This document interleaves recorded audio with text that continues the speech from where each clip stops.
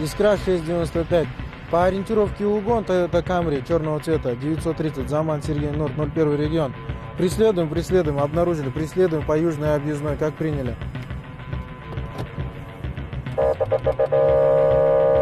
Автомашина Toyota Camry 930, ЗЦН 01, право принимаем, останавливаемся, Toyota Camry.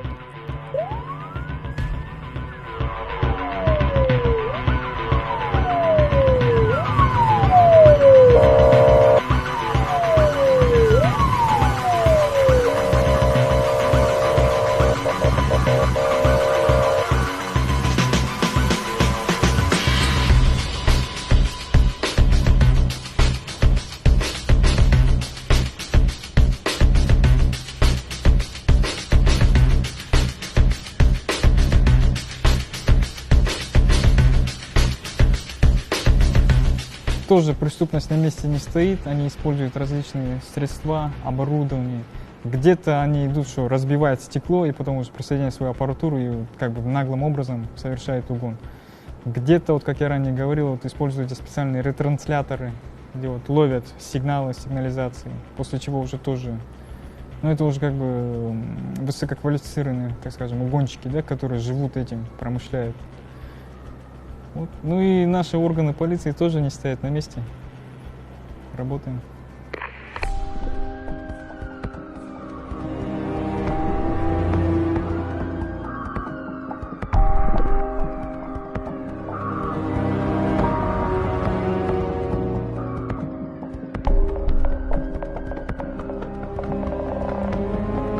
Внимание! Личный состав. Объявлен план перехвата по факту угона авто.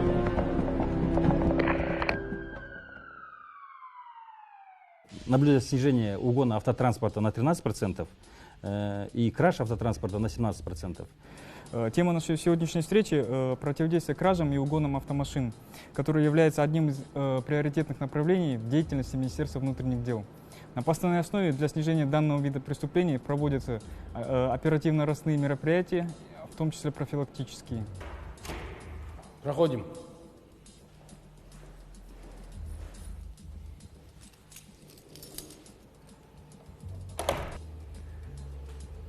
Готовы к интервью? Да. В Уголовном кодексе есть две статьи, это кража и угон.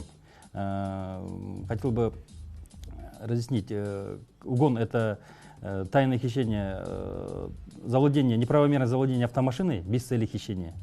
А кража — это тайное хищение чужого имущества с последующей получением выгоды для себя. Так, с начала текущего года было задержано порядка 700 человек. 700 человек. Но даже по Казахстану, если наберется столько автоугонщиков, мы в этом деле были самыми лучшими. Завяжите мне глаза, оденьте снова наручники, подгоните любой АвтоВАЗ, я вам его разберу, соберу, хоть с открытыми глазами, хоть с закрытыми глазами.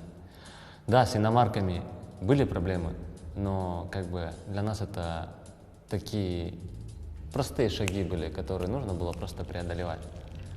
Вот, мы в этом деле были самыми лучшими. В период с 2015 по 2020 годы на территории республики, а именно Карагандинской и Павлодарской областей, были совершены ряд угонов автомашин престижной модели, а именно Toyota Prado. Данные преступления совершались в разное время и в разные года, но при этом их объединяло лишь одно – марка и модель данной автомашины.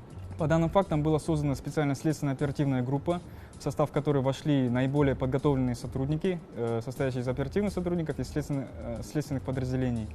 Так, в результате проводимых большого объема работы, следственно-оперативных разных мероприятий и анализа большого количества данных был установлен житель города Темиртау, 1984 года рождения.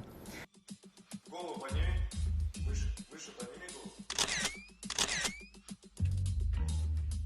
Далее, при проведении дальнейших мероприятий, было установлено, что данный житель создал устойчивую организованную преступную группу, которая занималась именно кражами автомашин данных моделей. Подключаем следственную оперативную группу, начинаем работать, проверять по камерам. Ну, соответственно, потом беседуем с ним, с хозяином автомашины, с потерпевшим, как, что. Он говорит, я утром ездил туда, на СТО, в магазин, в банк, весь маршрут мы за ним, соответственно, мы смотрим по камерам ЦОУ, отрабатываем. То есть. И в это время видим, что одна машина, 14 или 15, не помню, с российскими номерами, за ним весь день ездит. Изучает его образ жизни, изучает, куда он заезжает, как заедет, насколько, где он ставит. И буквально вот эти последние 2-3 дня машина вот буквально за ним вот так вот ездила. Изучала, и во сколько он машину вечером ставит, во сколько утром выходит. Все. Вон, он подъехал, смотри. Сейчас припаркуется. Как только с дверей будет выходить, постарайся подойти к нему. Не знаю, как обычно, грамотно все сделать. Прикурить, закурить. Главное, ближе держись, чтобы сигнал словил. Все. Все, он заглушит. Все, давай, лови его. Так. Ближе, сумку поднеси. Так, отлично. Есть контакт. Держи его, держи. И все, четко. Отлично. Еще что интересно, когда он выходит с машины, машина подъезжает, оттуда выбегает человек с сумкой и идет рядом. Мы вначале думали, для чего ходит. Оказывается, у него сумка от ноутбука сумка. Оказывается, это сканер. Это есть сканер, который сканит, когда он включает и отключает сигнализацию машины. Вот, например, вышел с машины, закрыл, нажал, сигнализацию зажал. Вот во время он эти сигналы записывает. Как бы. По камере смотрим, он заходит домой, все, хозяин не уходит. В это время уже к машине не подходит, сигнализация, нажимает кнопку, машина открывается. Заводят, и уходит она закоулками, то все, и пропадает на окраине города, где-то в частном секторе. В июле прошлого года все основные фигуранты группы были задержаны в городе Темиртау.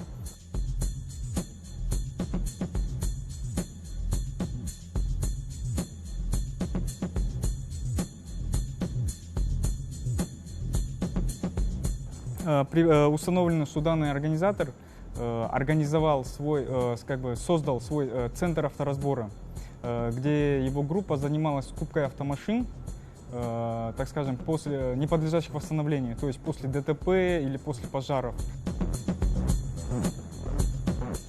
При этом он покупал данные машины вместе с техпаспортами. Далее, уже через объявление, он находил, преимущественно он покупал автомашины, в основном были автомашины, так получилось, марки Toyota Prado.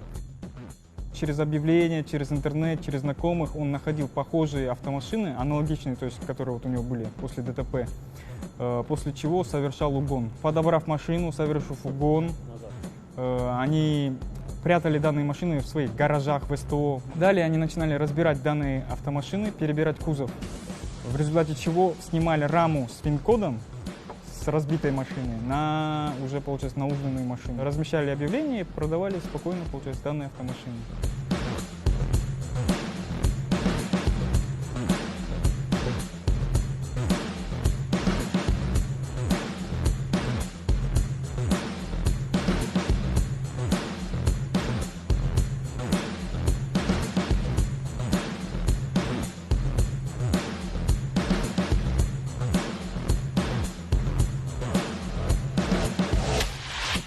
Далее, получается, они размещали забери. Я надеюсь, ты этот ролик тоже смотрел. Очень интересный мужчина и очень интересные слова говорит. Для него угнать машину — это как будто в магазин за хлебом сходить. На самом деле это очень сложная работа. Данная группа, так скажем, через черный рынок приобрела специальную аппаратуру за границей, которая считывает, улавливает сигнал сигнализации, в результате чего они спокойно, получается, совершали угон. То есть здесь не надо было разбивать машину, здесь надо было просто знать, где живет их, так скажем, жертва. Просто знать адрес жертвы? Капец, он простой. Да там целый ряд работы. Много разных состыковок, много разных моментов. Да, в плане реализации он, конечно, прав и был более-менее точен, но даже здесь он очень сильно упрощает нашу работу. Если вы его встретите, передайте ему, пожалуйста. Пускай не дешевит нашу работу. Это капец какая сложная работа. При этом, как они подбирали своих жертв? Они мониторили всем общеизвестные сайты продажи автомашин, где далее находили подходящую, допустим, вот у них был разбитый белый прадик, они находили белый прадик, созванивались, встречались, смотрели. Далее уже изучали график, режим работы, допустим, да, потенциальных жертв, устанавливали адрес, место жительства. Они находили машину, пинали ее, там срабатывала сигнализация. В это время уже человек, который стоял возле дома, со специальной аппаратурой, получается, улавливал сигнал. И в дальнейшем уже спокойно, получается, у них уже был, они заводили автомашину и уезжали, получается, в обход сигнализации. При совершении угонов они прятали автомашины в гаражи или в гаражные сообщества и ждали, где машины находились долгое время. То есть в тот момент, когда сотрудники везде по всей республике расходились ориентировки, выставлялись посты, проводились какие-то мероприятия по установлению данных автомашин, отработки. Получается, в связи с тем, что машина уже как бы заезжала в гараж, ее никто не мог найти. И по истечению они ждали, получается, время, пока все утихнет, так скажем. Хороший вопрос вы задали. Так, навскидку не вспомнить. Как правило, автомобиль стоял 7-8 месяцев, а то и год в гараже, не привлекая внимания. Затем мы по обычной схеме продавали его через сайт, находились покупатели, ну все по обычной схеме. Все делалось аккуратно, четко, не привлекая лишнего внимания. Все равно они в поле зрения полиции попали, и в результате вот наших проводимых мероприятий они были задержаны. Ну да, в итоге, когда все идет хорошо, гладко, спокойно, без сучка и задоринки, ты четко выполняешь свою работу, и в такие моменты ты позволяешь себе немного расслабиться. Это и становится твоей роковой ошибкой. В отношении данной группы ведется возбуждено 17 уголовных дел. В том числе буквально недавно, в феврале месяце, было возбуждено их деяния квалифицировали как создание и руководство участия в организованной преступной группировке, в связи с чем в настоящее время им грозит до 12 лет лишения свободы. Уже доказательства все были налицо, оставалось дело только задержать. При этом, получается, мы их задерживали, они буквально недавно совершают тоже кражу автомашины, и уже как бы по горячим следам, пока все вместе, было принято решение сразу же их уже брать.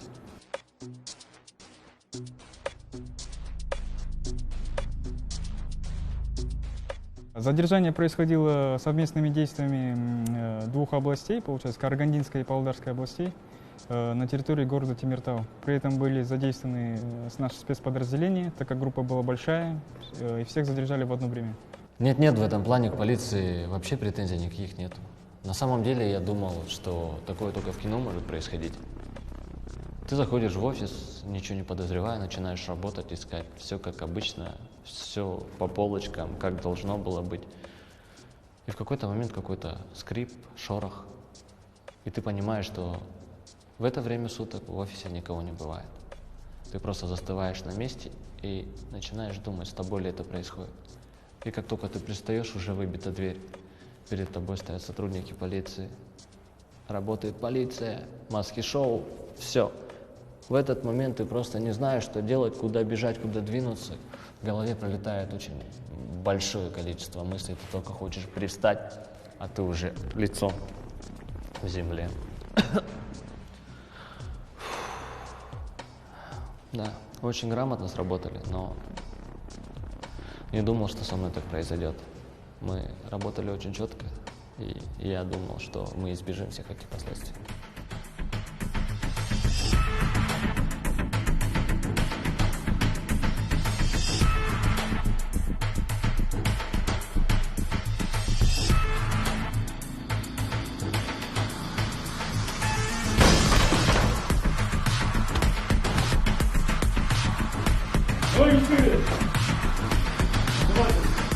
Как я ранее сказал, в отношении них же возбудили прям отдельное дело создание руководства ОПГ. То есть оно предусматривает четкую иерархию, то есть у них был лидер, были исполнители, то есть у каждого была своя роль. Тот же самый, допустим, организатор, у него был свой цех, те же самые исполнители, они угоняли, а кто-то перебивал, допустим, машины. Да, я как раз таки был тем самым организатором, но в силу своей профессии и в силу того, что я очень сильно дружу с техникой, я участвовал в угонах. Я очень хорошо шарю в IT, знаю программирование, компьютеры и все тому подобное, поэтому мое участие было одним из ключевых, одним из необходимых, поэтому пришлось совмещать и организаторскую деятельность, ну и непосредственно там участок. Например, угон автотранспортных средств, дорогих автотранспортных средств, это внедорожников, угоняет у нас, вот много примеров было, угоняет с целью потом пересечения за границу Россию, Кыргызстан, Узбекистан, где там сразу реализовывают по низкой цене и быстро в этом плане быстро зарабатывают деньги. Мы, в свою очередь, делали не так. У нас была очень простая схема, по которой мы работали. Мы просто гасили машину, гасили ее на длительный срок. Все было максимально просто. Нужно было испарить машину, убрать ее со всех радаров, чтобы она не мелькала, нигде не показывалась. Все максимально просто. Вот и все. Угоняются машины каждый день и разных моделей. Как таковой, чтобы что-то больше, что-то меньше, такой статистики такая же нет.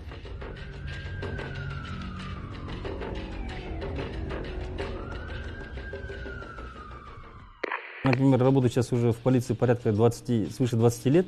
Работа в полиции она не перестает удивлять, потому что преступления бывают разные, по видам, по жестокости, по хитрости, к примеру, там, по этим моментам. И поэтому, хоть и иногда работаешь, думаешь, меня уже ничем не удивишь, это, мне кажется, неправда. Постоянно вот бывают преступления такие, которые, бывает, удивляешься.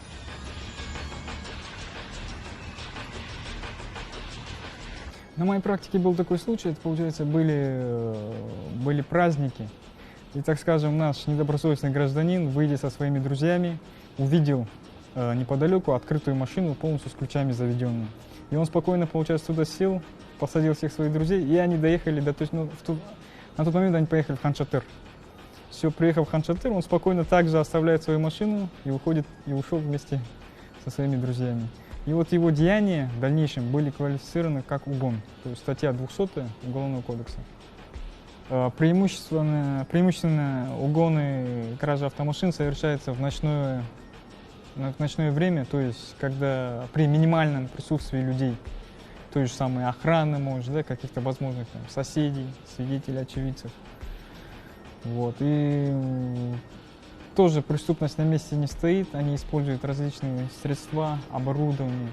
Где-то они идут, что разбивают стекло и потом уже присоединяют свою аппаратуру и как бы наглым образом совершают угон.